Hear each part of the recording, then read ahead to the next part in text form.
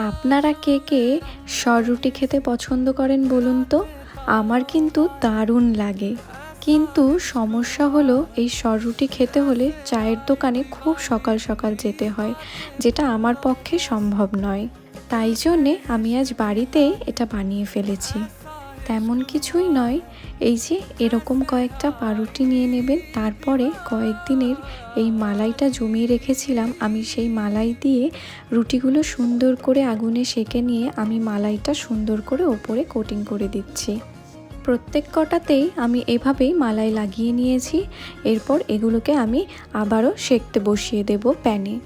ওপর দিয়ে চিনি ছড়িয়ে দিয়ে আমি এটাকে সেঁকে নিয়েছিলাম। প্যানে ভালো করে হচ্ছিল না, তাই জন্য আমি ছুরির মধ্যে করে এভাবে গেঁথে নিয়ে ছেঁকে নিয়েছি।